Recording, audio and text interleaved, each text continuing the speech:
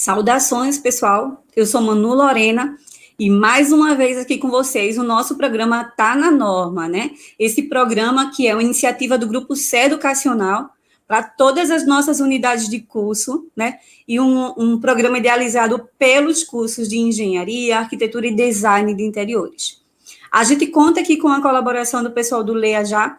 Então, obrigada, pessoal do Leia Já, por organizar o nosso programa, por deixar ele tão bem estruturadinho aqui para que vocês possam assistir, né? E tá sempre de uma forma bem organizada, bem direcionada aí para vocês.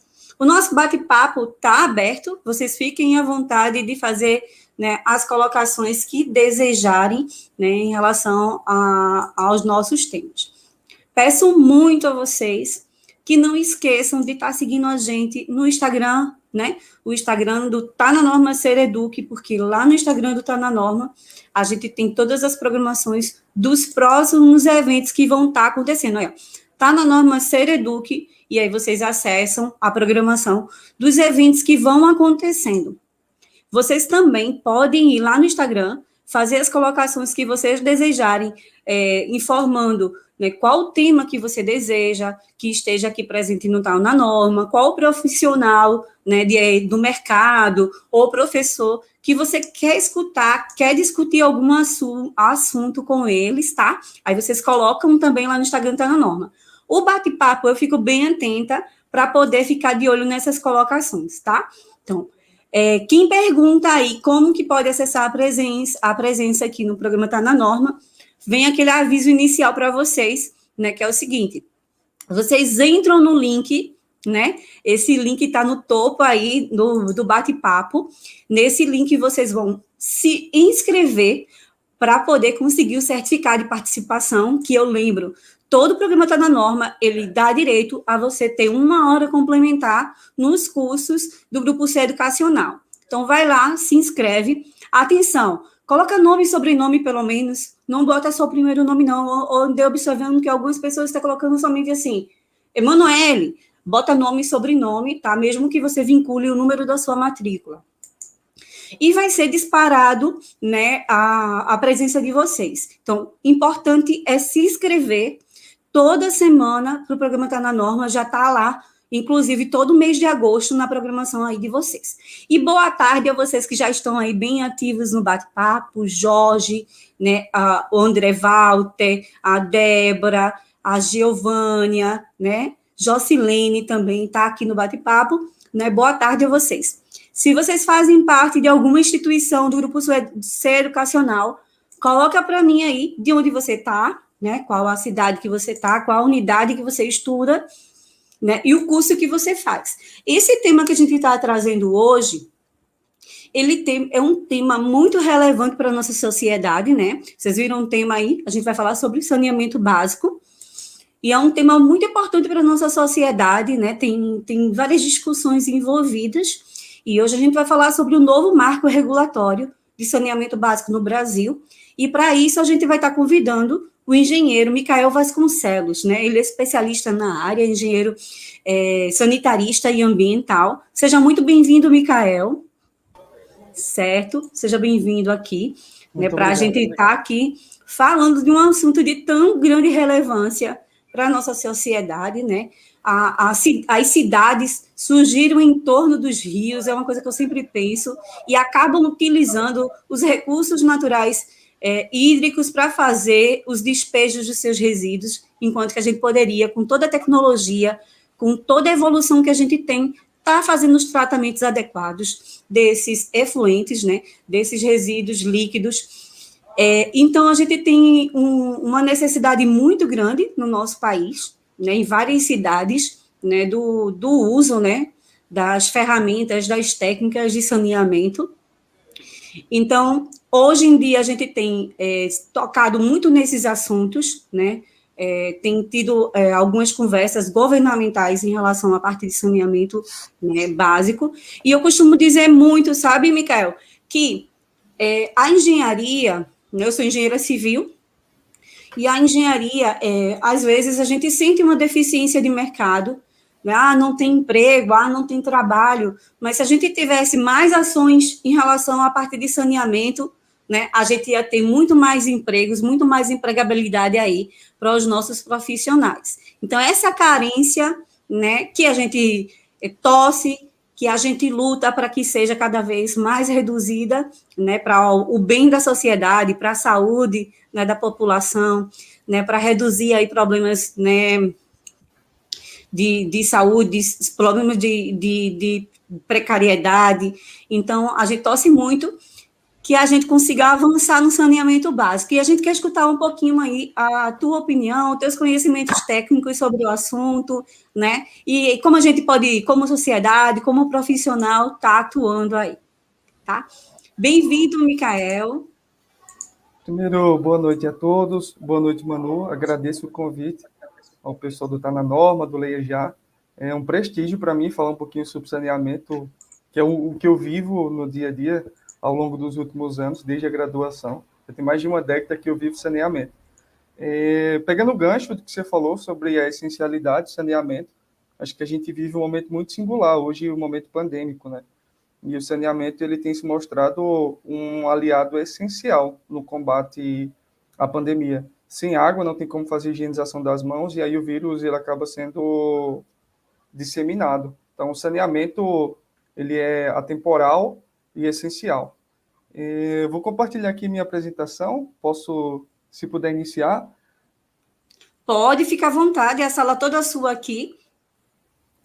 Ressalto, gente, que não é uma palestra, é só um bate-papo realmente sobre saneamento, conversar um pouquinho sobre saneamento e falar sobre o marco legal de saneamento. Sobre mim, eu sou engenheiro sanitarista ambiental, me chamo Micael, tenho 28 anos, eu tenho graduação sanduíche lá em Portland State University, pelo programa Ciências Sem Fronteiras, e aí eu estudei lá durante 15 meses em engenharia civil e ambiental, eu sou especialista em saneamento básico, e engenharia ambiental também, e hoje curso MBA em gestão de projetos e processos. Atualmente, desde o mês passado, do mês retrasado, de junho, eu mudei totalmente de carreira. Eu passei no concurso público e hoje eu sou técnico judiciário no Tribunal de Justiça de Pernambuco, mas exerço a área ainda numa empresa de consultoria que possuo, a Migra Ambiental. Sou criador do canal Saneamento Nosso de Cada Dia no YouTube, com o objetivo de democratizar o saneamento básico. Eu tinha essa escassez de conteúdo relacionado ao saneamento e aí resolvi criar esse canal para difundir um pouquinho sobre o que é saneamento, como é o saneamento no dia a dia. E minha última experiência, até maio agora desse ano, antes de ir para o tribunal, eu era coordenador na Iguá Saneamento, numa PPP lá no Agreste Alagoano, lá no interior de Alagoas, e era responsável pelos setores de produção e de centro de controle operacional. E lá a gente abastecia, era responsável pelo abastecimento de água de mais de 400 mil pessoas. E aqui um pouquinho das fotos, né? Visitas técnicas da universidade, que é um pouco do intercâmbio lá. Entrevistas, enquanto eu era coordenador técnico operacional na Iguá Saneamento. Meu canal aqui, o Saneamento Nosso Cada Dia. E a Migra Ambiental, que é a minha empresa, que é em sociedade, com uma empresa de consultoria voltada também para o setor de saneamento. Gestão de água, resíduos. Não tem como a gente iniciar, falar sobre o marco legal de saneamento sem tocar no tema privatização. Eu acho que, desde que o marco foi aprovado, a lei que atualizou, né, a lei do saneamento, eu acho que o tema mais bem falado era que ia privatizar tudo, que as empresas privadas só pensam em lucro, que todo mundo ia perder o emprego, que só iam ter prioridade os municípios mais ricos. E a ideia não é politizar o tema, mas sim trazer uma reflexão para que todos nós, como cidadãos, possamos refletir um pouquinho se realmente faz sentido. Eu acredito, minha opinião própria, que o saneamento, o novo marco legal de saneamento não veio fazer isso. Ele veio colocar em pé de igualdade as empresas públicas e privadas. Então, se você fala empresa privada só pensa em lucro. Gente, toda empresa pensa em lucro. Não tem como se gerir, se conceber uma empresa que não pense em lucro. Seja ela privada ou pública, toda empresa ela é concebida para gerar lucro. Vão demitir todo mundo. Essa também não é talvez uma verdade, porque nos casos concretos que a gente vivencia, a maioria dos colaboradores que eram das empresas públicas, no momento da concessão da parceria público-privada, eles acabaram sendo inseridos na empresa privada. Alguns até se voluntariam para ir para a empresa privada. Logicamente que se perde um colaborador ou outro, mas isso é normal, isso faz parte. Inclusive, as próprias empresas privadas, em algumas mudanças, acabam perdendo profissionais. Então, isso faz parte do dia a dia. Alguns são liberados para o mercado e buscam novas oportunidades. A gente tem alguns casos concretos de colaboradores que eram operadores em empresa pública e tiveram a oportunidade até de chegar à coordenação e gerência na empresa privada. Então, eu enxergo sim como uma oportunidade de crescimento as PPPs e as concessões. E só focarão nos municípios ricos, essa também talvez não seja uma grande verdade, tendo em vista que o Marco Legal de Saneamento, ele acaba estabelecendo que o Estado tem a obrigação de criar os blocos municipais. E aí, nos blocos municipais, eles devem abranger tanto os municípios que têm maior estimativa de receita, como aqueles municípios que não têm tanta capacidade de se autossustentar. Então, eu quero iniciar mais com essa reflexão. Realmente, o que falam de privatização é coerente? Ou o que a gente está falando é uma nova modalidade de se trabalhar, visando realmente o interesse da população, que é o fornecimento de água de qualidade, uma coleta, um tratamento de esgoto, um controle dos resíduos sólidos, uma drenagem urbana mais rigorosa e mais assertiva. E ainda falando um pouquinho sobre essa questão de gestão do saneamento, a Lei 11.445, lá no seu artigo 8º, ela estabelece que a titularidade dos serviços de saneamento deve ser exercida pelos municípios. Então, os municípios, via de regra, tem os casos do Distrito Federal e os casos que o Estado também ele entra em parceria com os municípios, que são os casos de regiões metropolitanas, aglomerados, mas, via de regra, os municípios eles são titulares dos serviços de saneamento básico. E eles podem exercer através de autarquias, que são aqueles departamentos ou secretarias criadas com o objetivo próprio de cuidar do saneamento, como o SEMAI, o SEDAI, o SAAI, o DAI. Então, todos esses órgãos, eles são autarquias, na verdade não são órgãos, são autarquias, que foram criadas com fim específico, com um recurso orçamentário específico para cuidar dos serviços de saneamento. Pode também ser exercido através de empresas públicas, geralmente as estatais, como é o caso aqui, por exemplo, em Pernambuco, é a Compesa, em Alagoas, a Casal, Paraíba, Cagepa, Bahia, Embasa. Então, pode ser exercido esse serviço através de uma parceria, aqui eu vou falar um pouquinho sobre a grande mudança do marco também mais para frente, mas pode ser exercido o serviço de saneamento por uma empresa pública e, por fim, por empresas privadas, nas modalidades de concessão plena ou as modalidades de parceria público-privada. Então, os municípios, eles são os titulares, eles podem exercer por meio de autarquias, empresas públicas e empresas privadas. E aí, nas empresas privadas, eles podem exercer tanto através de concessão plena, que no caso a empresa privada, ela executa todos os serviços e o município acaba sendo fiscalizador junto da estatal, ou uma parceria público-privada, no qual a empresa pública exerce parte dos serviços e a empresa privada exerce outra parte dos serviços que se complementam e fornecem o serviço à população. Uma ressalva é que antes da atualização da lei, ou seja, do novo marco legal de saneamento, que foi a atualização de uma lei, existiam os contratos de programa. Então, os municípios eles tinham a prerrogativa de fechar um contrato com uma estatal sem licitação. E aí a gente já vê que não há tanta isonomia, tanta igualdade entre empresas públicas e privadas. No momento que eu dou essa autonomia ao município de não ter que licitar e poder fechar diretamente com o estatal, eu tiro a isonomia, eu tiro a igualdade que um estatal compita diretamente com a empresa pública. Então, o novo marco de saneamento ele veio vedar esses contratos de programa. Então, hoje, todos os novos contratos, eles precisam passar por licitação.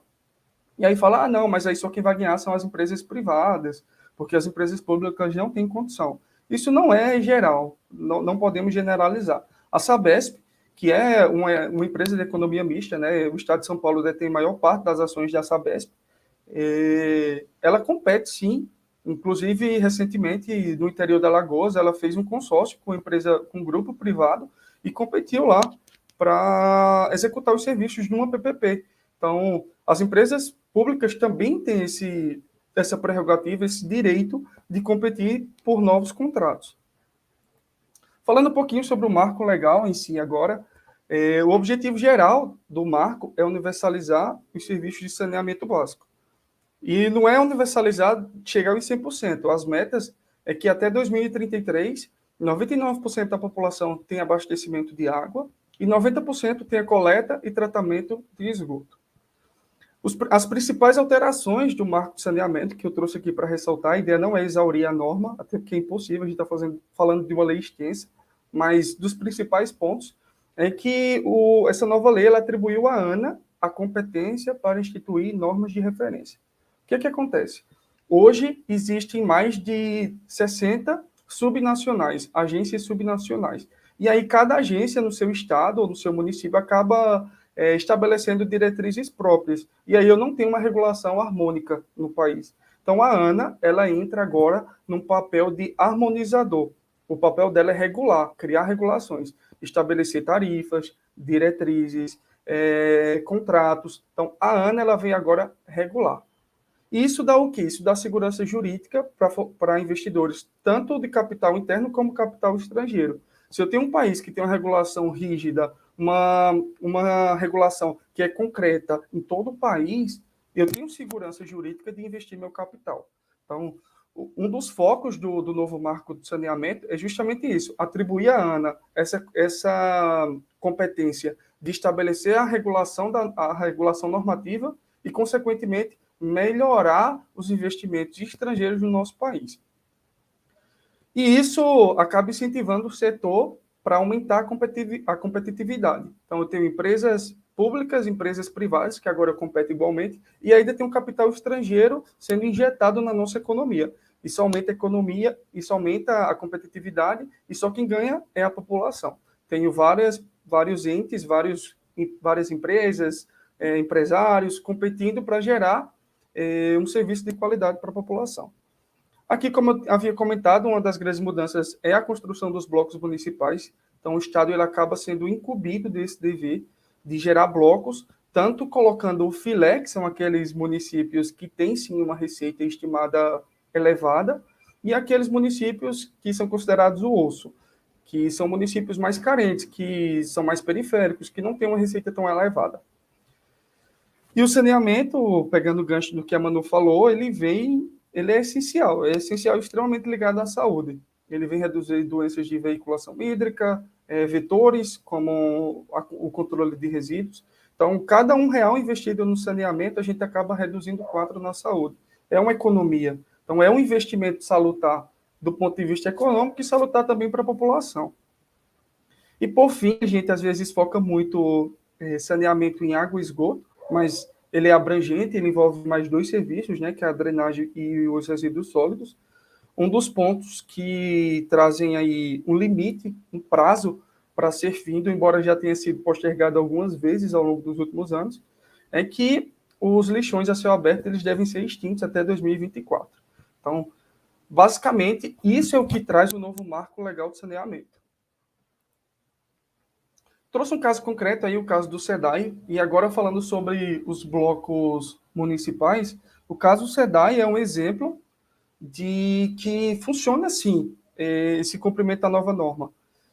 A grande preocupação era atender a classe mais baixa, as favelas, e aí o SEDAI provou que isso é possível sim. Então, o SEDAI criou 4 blocos, com municípios que tinham condição, tinham uma receita boa, estimada, e municípios mais periféricos, mais carentes. E aí, quando se foi fazer a licitação, eu fiz até um vídeo, está lá no meu canal no YouTube, quem tiver interesse, dá uma olhada lá, eu explico como que funciona a licitação e como ocorreu a licitação do SEDAI. Eu tinha lá, em cada bloco, municípios com receita e municípios sem receita. E aí, a empresa privada ou a empresa pública que ganhasse a licitação, ela não poderia escolher o município que ia atender, mas sim o bloco. Então, é um caso concreto que aplica a lei, a atualização da lei, a nova lei do marco de saneamento, e que funciona assim, não só atendendo municípios ricos, mas também os municípios mais carentes. Movimentou o mercado, foi a maior obra, a maior licitação na área de infraestrutura de saneamento de 2021, até o momento que ele foi licitado. Então, acaba gerando toda uma movimentação no mercado. As empresas vencedoras da licitação acabam abrindo o banco de talentos, contratando pessoas, movimentando internamente colaboradores. Então, alguns colaboradores que eram coordenadores acabam sendo gerentes lá no Rio de Janeiro. Então, é uma forma de oportunizar quem já está na empresa e também contratar pessoas de fora. E lembrando, gente, que uma concessão não só é feita por engenheiros sanitaristas, por operadores, por analistas, supervisores, não. Uma concessão também existe todo um back. Existe uma área administrativa, uma área financeira, uma área de comunicação. Então, casos como o SEDAI, casos de concessão e PPP, acabam oportunizando uma abertura muito grande de vagas de emprego para todas as áreas. E abre também precedentes para novos leilões ainda em 2021. Esse mês tem um grande leilão também para ocorrer em Alagoas. E novos leilões virão nessas modalidades, porque o caso SEDAI acabou comprovando que sim, é viável fazer uma licitação nos moldes da nova lei. E aí, focando agora sobre a universalização do saneamento básico. Existe o Plano Nacional de Saneamento Básico, o PLAN-SAB, que diz que se a gente realmente quiser universalizar o saneamento até 2033, a gente vai precisar de 303 bilhões de reais. Convertendo com a inflação dos últimos anos, caso eu vá realmente universalizar até 2033, pelo estudo do PLAN-SAB, eu precisaria de no mínimo 420 bilhões de reais. E aí, trazendo os dados mais recentes, no Brasil hoje, 100 milhões de brasileiros não têm acesso a esgoto. Ou seja, metade da população não tem acesso a esgoto. A coleta e o tratamento do seu esgoto. Então, o seu esgoto, ele corre a céu aberto, vai passando nas ruas. E 35 milhões de pessoas, num país dessa proporção, que os recursos hídricos são tão abundantes, ainda não tem água, abastecimento de água, não tem rede de água. 35 milhões de pessoas. Só trazendo um panorama geral.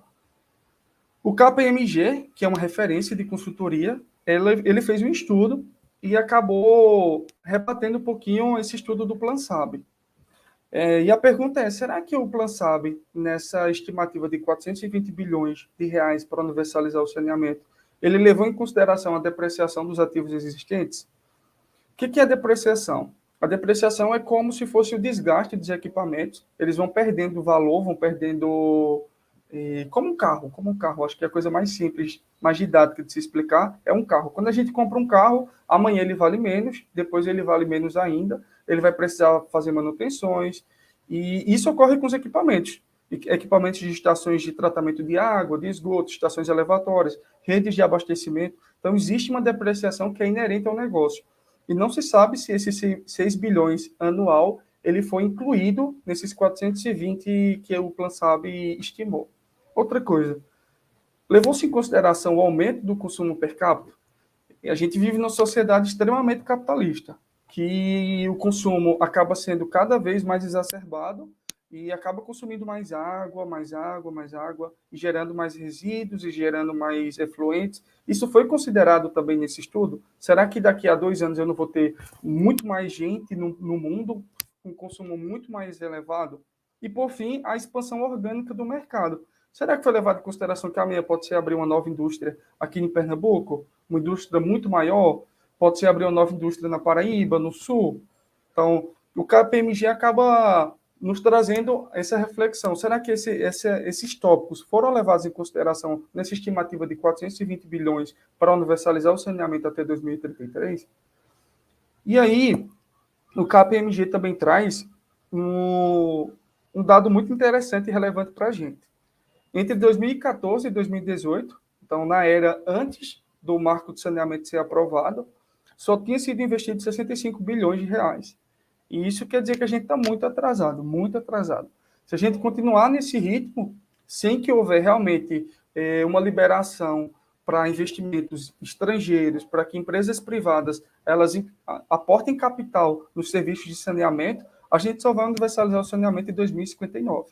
Então, o marco de saneamento vem mais uma vez trazer essa igualdade entre empresas públicas e privadas, de modo que a gente consiga realmente cumprir ou chegar próximo ao cumprimento da universalização até 2033. O G20, que é o grupo dos presidentes dos bancos centrais, os ministros de economia das 19 maiores potências do mundo, fez um estudo, e aí eu converti, logicamente, para o real, e ele disse que a gente vai gastar no mínimo 700 bilhões de reais se a gente realmente quiser universalizar o saneamento até 2033. Então, nos moldes que vinha acontecendo até 2018, com o aporte financeiro que era colocado, os investimentos que ocorriam no setor de saneamento, a gente não tinha condição de universalizar de jeito algum o saneamento até 2033. Então, a mudança que o Marco de Saneamento traz, essa possibilidade, essa igualdade de competição entre empresas públicas e privadas, ela talvez gere esperança para a gente que realmente a gente consiga, sim, aportar todo esse investimento necessário e consiga universalizar lá em meados de 2033. Só fazendo um adendo aqui, e como eu comentei há pouco, geralmente o pessoal foca muito saneamento em água e esgoto, só que ele vai além disso.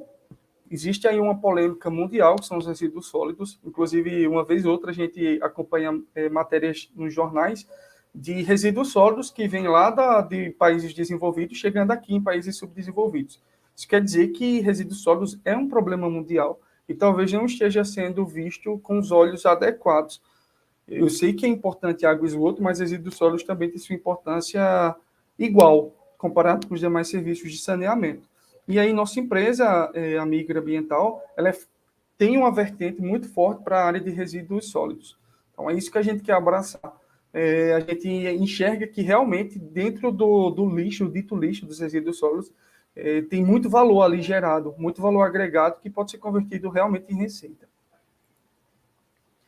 Manu também comentou sobre investimentos, sobre geração de emprego, e aí eu trago um pouquinho sobre um estudo do Trata Brasil entre 2005 e 2015, eu não encontrei um estudo mais elevado, mas falando um pouquinho sobre a importância do investimento no setor de saneamento e o que é que ele traz de consequência para a população. Isso eu estou falando de dinheiro mesmo, o retorno financeiro à população. Esse estudo diz que a cada R$1.000, logicamente não é nas cifras corretas, é só para ficar mais didático, cada R$1.000 investidos em obras de manutenção e expansão de redes de água e esgoto, então só em obras, só o CAPEX, só investimento em redes de água e esgoto, cada R$1.000 que eu investi, eu vou ter como retorno 1.190. Isso de modo direto, indireto e induzido. Por quê? Esses R$1.000, eles acabam gerando receita diretamente para a construtora, que vai estar ganhando dinheiro, vai estar gerando de modo indireto para os fornecedores da construtora, que está sendo contratado para fornecer um cimento, tijolo, areia, e de modo induzido para todo o resto do mercado. Afinal, tanto a construtora quanto os fornecedores possuem colaboradores, trabalhadores que recebem seu salário e acabam pagando por educação, acabam pagando por alimento, por água, por energia, por internet. Então, isso gera, de modo induzido, um aumento na receita no mercado. Então, cada R$1.000 que eu investi no saneamento, eu acabo gerando, indireto, direto e induzido, 1.190. Trazendo para cifras bilionárias, eu estou falando os R$1.000 equivale a 9,3 bilhões de reais ao ano. Então, a cada 9,3 bilhões de reais ao ano, eu consigo gerar de receita de renda para o Brasil na casa dos 11 bilhões de reais ao ano.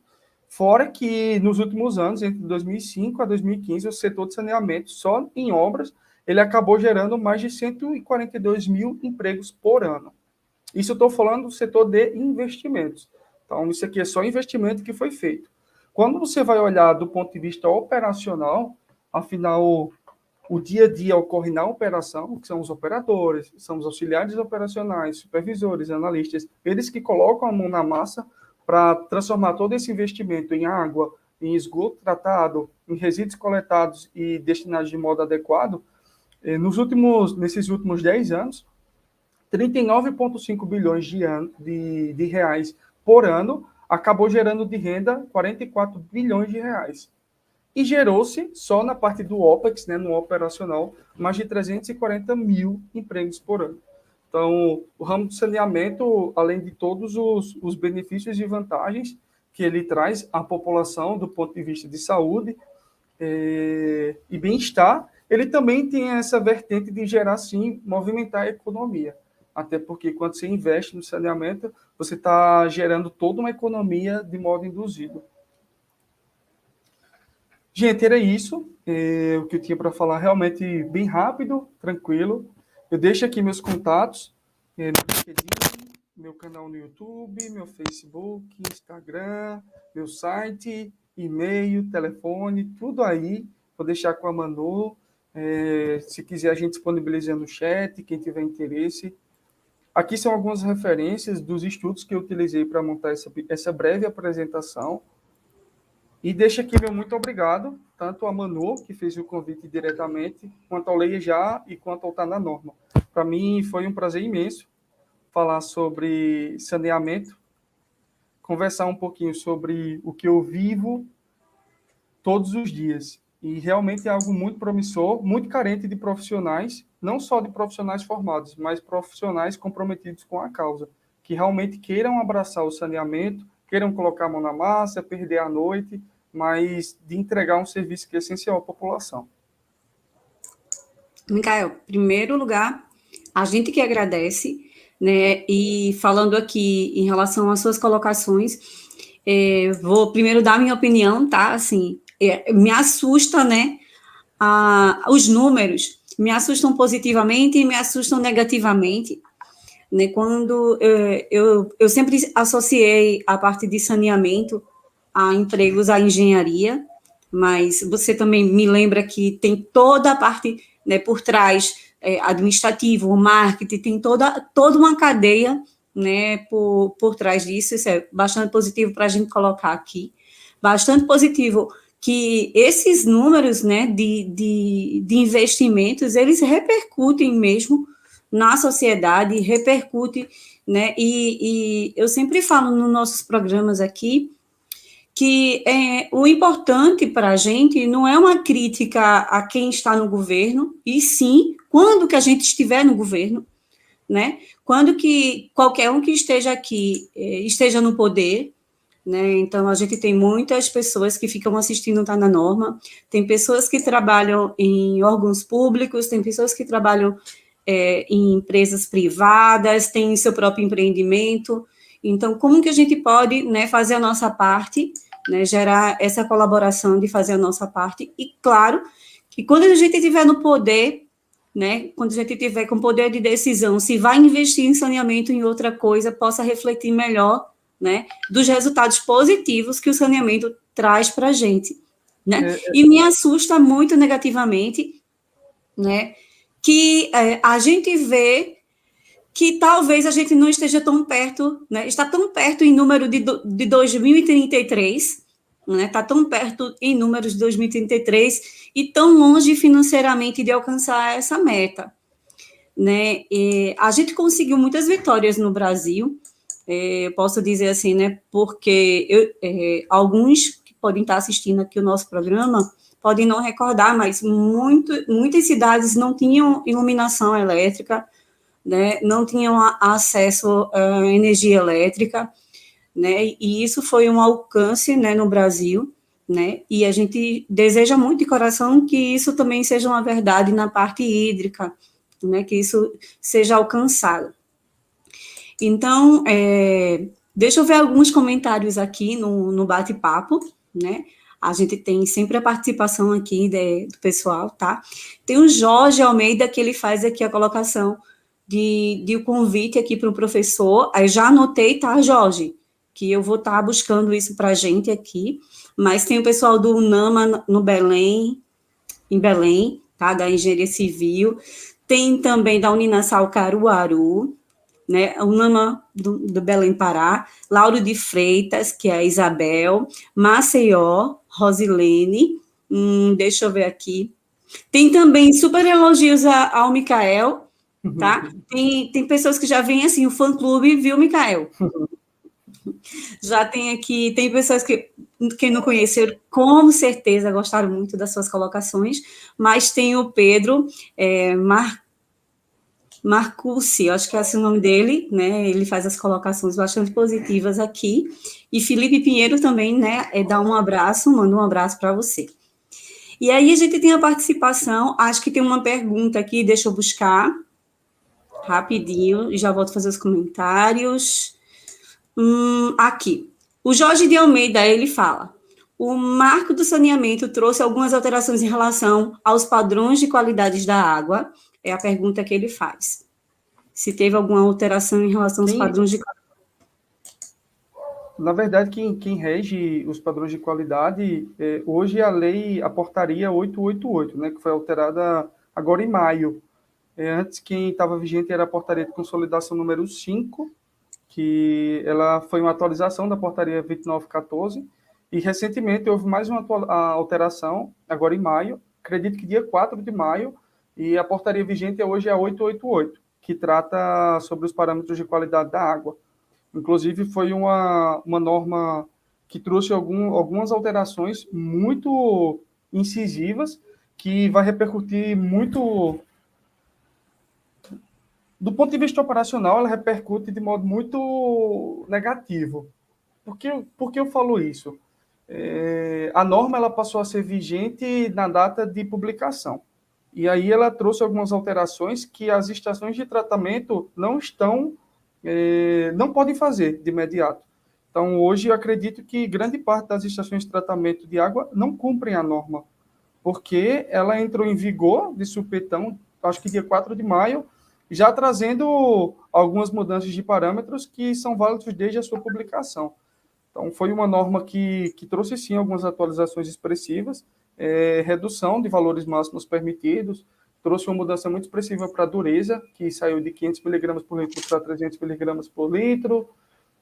Então, a questão das bactérias heterotróficas, que agora entrou na norma como um padrão a ser exigido, em substituição a outros parâmetros. Então, se tiver que falar sobre uma norma que trata sobre padrões de qualidade, seria essa portaria nova, a 888, agora de maio de 2021.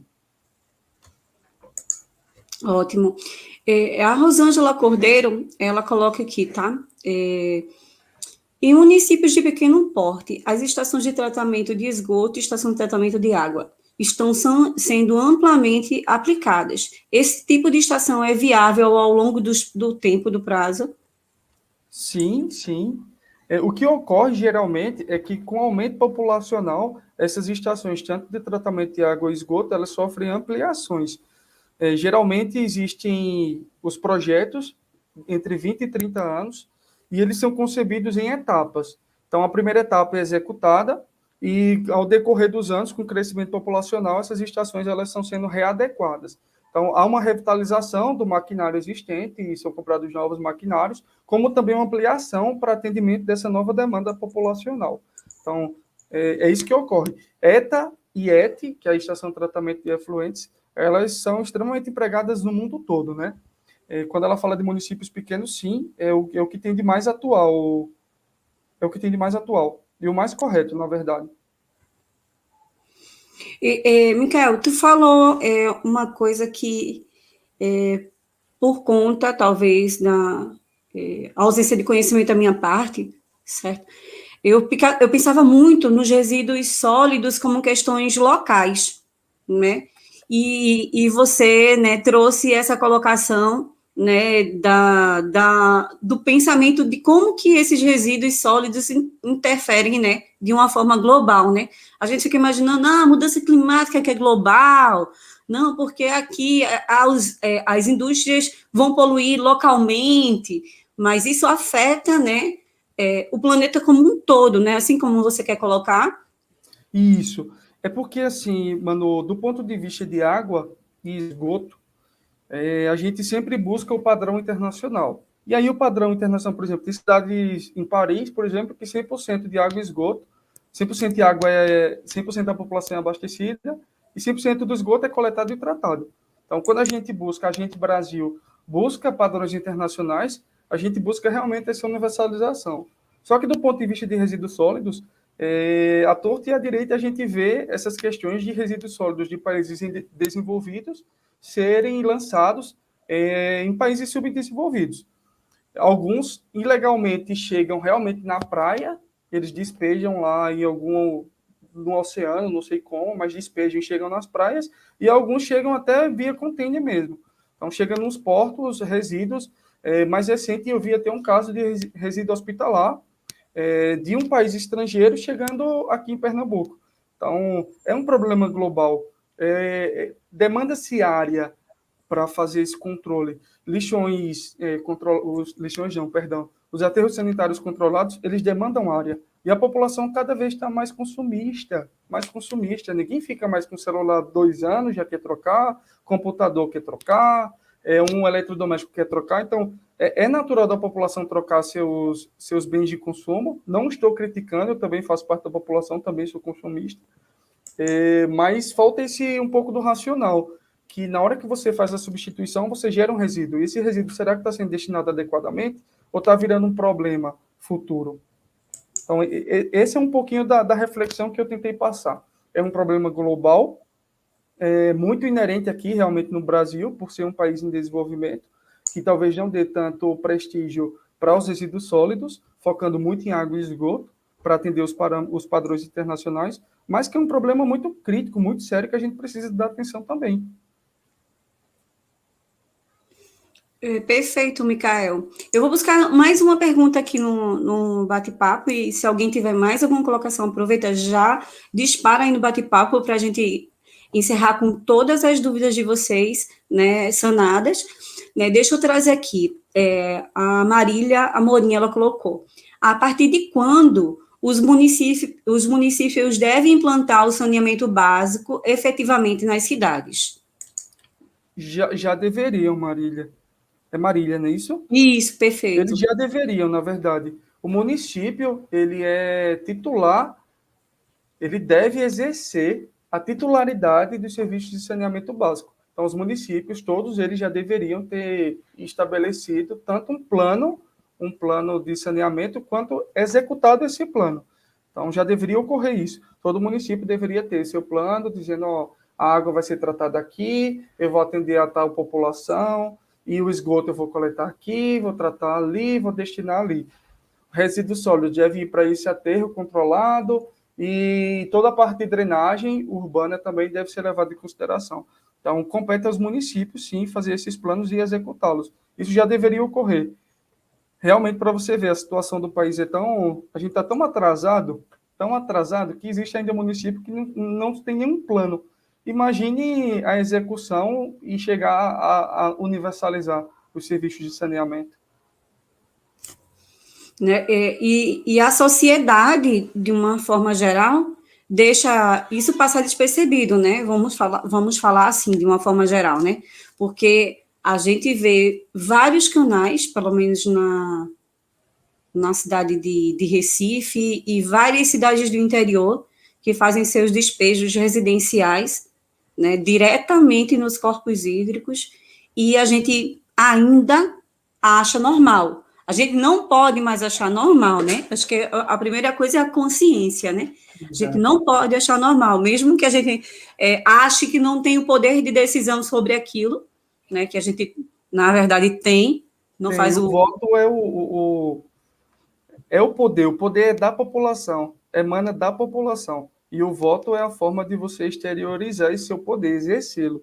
Então, se a gente não pratica o voto adequadamente, a consequência é essa. E a população também, e eu me coloco como população, logicamente a gente não vai ser hipócrita de culpar os demais e não se colocar nesse conjunto.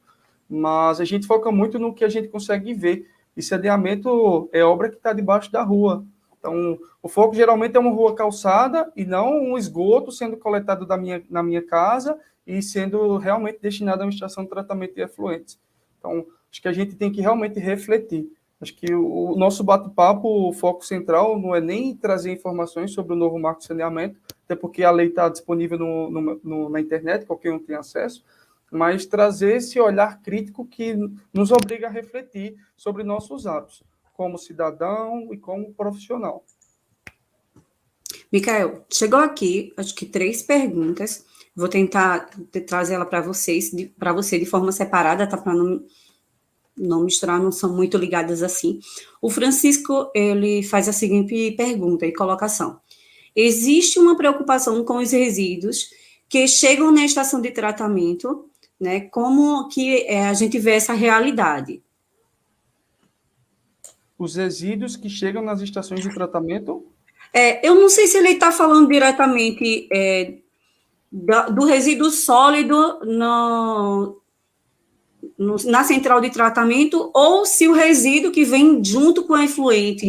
Entendi. Nos dois pontos, existe essa preocupação. Nas estações de tratamento de efluentes, nas ETs, por exemplo, existe todo um tratamento preliminar de gradeamento, que esse resíduo sólido ele fica retido. E aí pode ser mecanizado ou manual, ele vai ser removido e destinado para um centro de tratamento de resíduos, o CTR. Então, existe essa preocupação, até porque o resíduo acaba atrapalhando o processo, então ele não pode chegar no processo. Muitos resíduos desses que chegam à estação de tratamento vêm da drenagem, né? Que é outra coisa errada, né? A drenagem, ela não deve ficar junto do esgoto doméstico. Drenagem é drenagem, a gente não pode... Acaba prejudicando os dois efluentes. A drenagem, ela deve ir para o manancial, é uma água boa, uma água limpa. E o esgoto tem que ir para a estação de tratamento de esgoto. Quando a gente mistura, a gente acaba diluindo o esgoto, que atrapalha o processo de tratamento, porque a ET não foi projetada para pegar um esgoto diluído, mas sim o esgoto realmente nas características e condições que sai das nossas residências, e uma água limpa que poderia estar voltando para um manancial e ser captada novamente e abastecer, está indo também para o ET. Então, existe, logicamente, muito isso, que são o misto, né? Tanto a água pluvial quanto o esgoto, ele se mistura e vai para a ET, mas não é o correto. Não é o correto.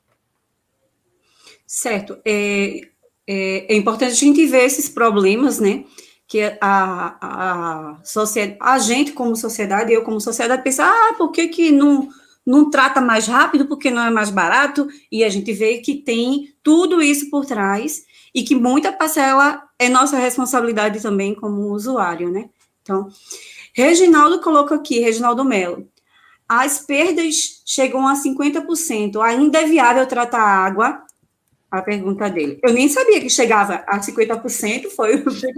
Na verdade, chega um pouco mais de 50%. Eu acredito que já esteja próximo a 60% de perdas de água. Ocorre que existe sim uma produção de água, mas a distribuição, existe as perdas. Existem as perdas aparentes e existem as perdas reais, aquelas que a gente consegue ver realmente, é um vazamento, é uma tubulação que estourou, mas existe também os gatos, os furtos, existe aquele hidrômetro que não mede direito, são as perdas comerciais. Então, realmente, hoje as perdas passam de 50%, é próximo a 60%, as perdas de água. Mas a gente não pode deixar de tratar a água, infelizmente. Não é porque a perda está elevada que eu vou reduzir minha produção. Até porque a população ela demanda dessa água, ela precisa dessa água. O que pode ser feito, o que deve ser feito, sim, fiscalizações, né? Regularizar as fiscalizações, que as fiscalizações entrem no cotidiano das empresas para que elas fiscalizem realmente. O que é muito comum para corrigir esse problema são os DMCs, as setorizações da cidade.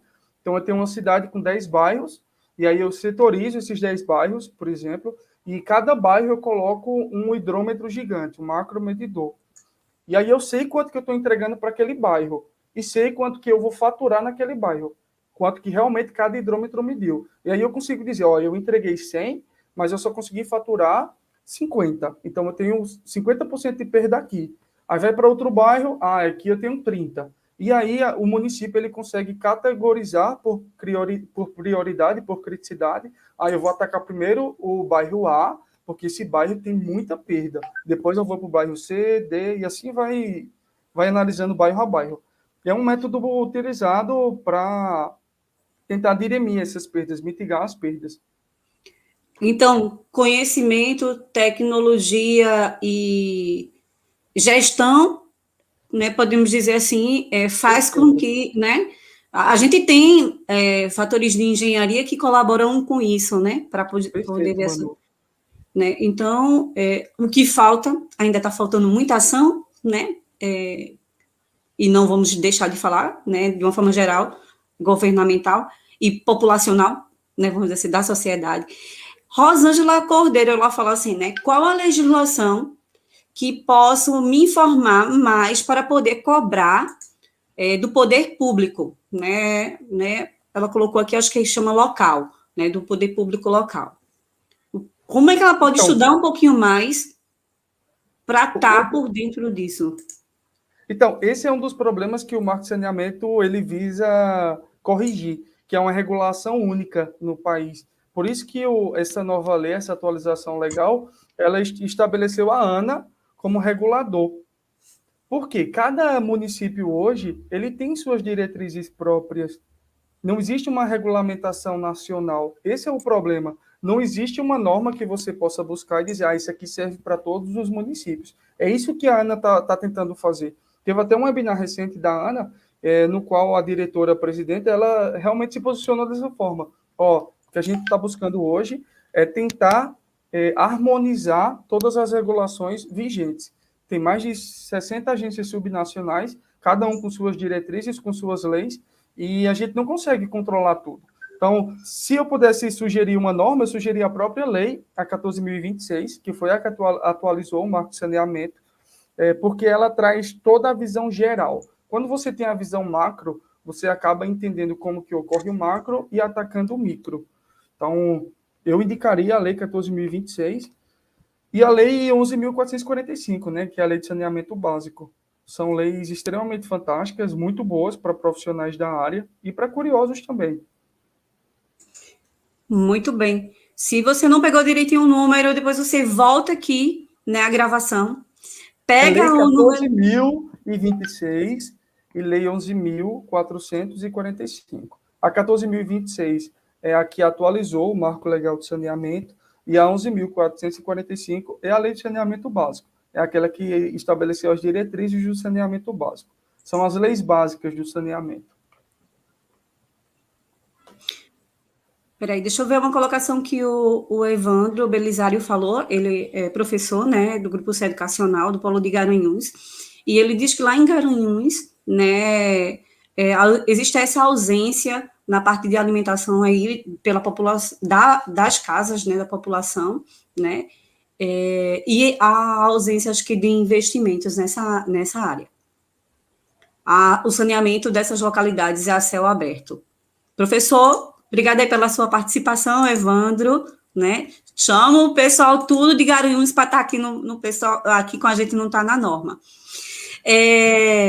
Francisco colocou uma perguntinha agora que eu já ia buscar para encerrar o programa Está na Norma, mas eu vou colocar aqui o que Francisco colocou, né? Os municípios não têm que implementar o plano diretor.